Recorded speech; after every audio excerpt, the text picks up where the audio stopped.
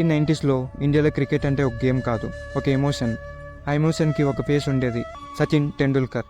TV ముందు families, radio దగ్గర fans, గల్లీలో ఒకటే హోప్.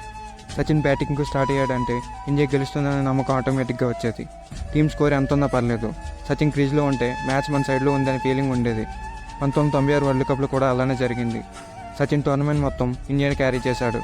రన్స్ మీద రన్స్, బౌలర్స్కి ఎన్నో నిద్రలేని రాత్రులు. అది 1996 semi-final, venue Eden gardens. Sri Lanka ఒక స్ట్రాంగ్ టార్గెట్ సెట్ చేసింది.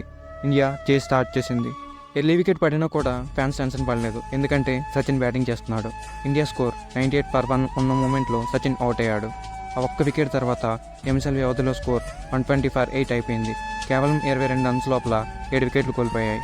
ఆ ఒక్క సెకండ్లో స్టేడియం మొత్తం సైలెంట్ అయ్యింది. సచిన్ వెళ్ళగానే మ్యాచ్ చేతి నుంచి జారిపోయింది.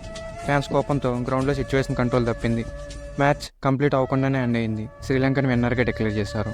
ఆ రోజు నిజం అర్థమైంది, క్రికెట్ అంటే ఒక పర్సన్ ఆడే గేమ్ కాదని, టీం మొత్తం కలిసి ఆడాల్సిన గేమ్ అని. కానీ 90s ఫ్యాన్స్కి సచిన్ అంటే ఒక హోప్. మీరేమంటారు ఈ మ్యాచ్ గురించి? కమెంట్స్లో చెప్పండి.